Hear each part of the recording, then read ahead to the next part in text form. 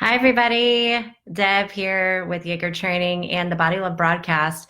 I wanted to jump on real quick before we kick off the holidays of Thanksgiving tomorrow, because the Body Love broadcast is talking about, whoever struggles with body dysmorphia, having body shame, perfectionism, overeating or binge eating, and all the things that keep us from being the best version of ourselves. And I like to talk about strategies of what I've learned so far through the different interviews of people that have been successful in overcoming these things, and also my own personal journey. And the Thanksgiving and the holidays in the past was such a huge trigger for me. Trigger meaning it would create a negative emotional response. And I was one of those people that I stuffed my emotions with food.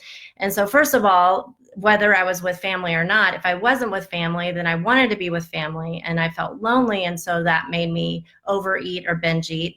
Or if I was with my family, then I felt sometimes shameful of maybe not being as successful as I thought I was supposed to, all in my mind, or I was even embarrassed to see my family every year because I thought that I was fat or disgusting, or just all these stories that I was telling myself in the past. And so if this is you, if you're like me in my own personal journey, then this will be really helpful, because I use this now of ways for me to work through my emotions, become more emotionally intelligent and understand what goes on, and also bring in the sense of gratitude. I mean, the holidays and Thanksgiving originally was created to have self-love and gratitude, in my opinion. So I would like to talk a little bit about how I do that through the holiday of Thanksgiving. So whenever you do feel triggered, so notice where the trigger is coming from. Is it coming from someone around you in your environment, or is it something that's coming from within yourself? And so when you notice that trigger happening and you're feeling a negative emotional response, ask yourself, where is this coming from? And what can you learn from this situation? If you can get into the learning state, then you'll find the emotion will disappear. And so I found that super helpful. And it's also whenever you're around your family and people that you love, or your friends and stuff like that, and you're getting triggered, we talk about this in our training, that the people that trigger you the most are your greatest asset, because they are bringing in self-awareness. They're bringing in stuff that's unconscious about yourself that you, by bringing it to your conscious awareness, will allow you to grow and transform. So find the learning, find wherever the trigger is, and then do some journaling exercise. I always keep my journal around me during the Thanksgiving holiday, because I like to do a gratitude list in the morning of all the things I'm grateful for in my life, my family, my relationships, but most importantly, especially if you're someone that struggles with body shame and body dysmorphia, or any of those things where we have an internal self dialogue of negativity, then write down all the things that are amazing about you. Find something that you can just love and adore about yourself, and write those things down in the morning, and then also during lunchtime, and I would say during the evening time as well. Because if you stay in the state of gratitude, you will be vibrating in a higher level. You will find that things don't really matter so much. You are going to be in more flow, and you're going to be in a receiving state. And you may find that the holiday of Thanksgiving turns into a very wonderful experience that overflows into this beautiful movie that you're creating real time. Okay, and then another idea that I think is a good idea that will help you become aware of, Thanksgiving in the country of the United States is kind of turned into the binge eating holiday. And I noticed that in the past, I would be really, really good on my diet, but then during the holiday season, it was like this trigger that went off that automatically did this thing of like needing to eat more and drink more and indulge in all those things. So be aware of that inside of you. And if you feel that coming on, be consciously aware of what you're doing with your mouth and food. One of the strategies that I love to do is that I make a commitment to myself to be very intentional with the food that I put in my mouth.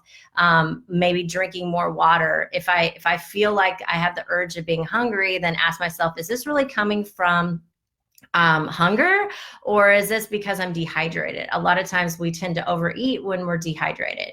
So drink a lot of water tomorrow, and you'll find that you won't eat as much. And the food that you are eating, if you decide to indulge and like have a good time and eat that piece of cake, then while you're doing it, instead of what I used to do in the past, I used to say, oh my gosh, I'm like eating so bad. Like I would beat myself up while I was doing it.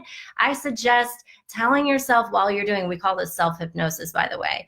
Hypnotize yourself while you're doing this, giving yourself positive self-talk and making pictures, sounds, feelings, taste, smells of gratitude, happiness, just so grateful that you have the ability to enjoy this wonderful food and savor every minute and bite. Another strategy I like to implement during the holidays is to really chew your food. This will slow you down. Drink more water and chew food. One of the things that we forget to do when we get in the pattern of overeating and binge eating is that you forget to chew. And so if you slow everything down, really enjoy the people around you, enjoy the conversations that you're having, and chew your food. I think I was having an interview with Christy Cuellar, and she was talking about you should chew every piece of food that goes into your mouth at least 15 times. If you do that, most likely you will not overeat, because it brings conscious awareness to what you're doing and how much food you're eating. And last and not least, I suggest just enjoying yourself. Just be and enjoying yourself, and know that whatever happens is an amazing experience, because we get caught up in our head. If you can come from a place of, if you're around your family and if you're around people, come from a place of service this day, it helps you get out of your head of being all about what's not right with you, and you start coming from the place of your heart chakra, of how you can be a service to others. I noticed that in my past, when I would really go in and beat up myself, whether it be around food or the way that I looked or what I wasn't doing right or the success that I wasn't having in my life, the way to snap myself out of it is if I could go and find somebody to help and connect with, to where I can actually be of service to them. And maybe that's for you, is going and, helping in a soup kitchen. Or maybe, I know here in Austin, we, after we have Thanksgiving dinners, a lot of the places that have like Friendsgiving, they go out and give the food to the homeless. Or maybe it's just being present for your mom and your dad and listening to them tell you what's up with them. Or maybe for your kids, just really truly being present and being in that moment with your family and having a place of gratitude. And know that it's only one day, and whatever you do decide to eat, if you have the place of consciousness and gratitude while you're eating it, that stuff doesn't really matter in the end of the day. It truly is. I mean, of course, if you overate like a ton of food, you may put on some water weight, depending upon if it's healthy or unhealthy for your body. Though if you get back into the gym and you're giving yourself really healthy mindset talk and all the things, then everything will come together the next day. So I hope this was helpful. I feel like I'm kind of rambling on, but the main point is this, get into your heart space and be consciously aware and do those lists of gratitude and get into a place of happiness and joy.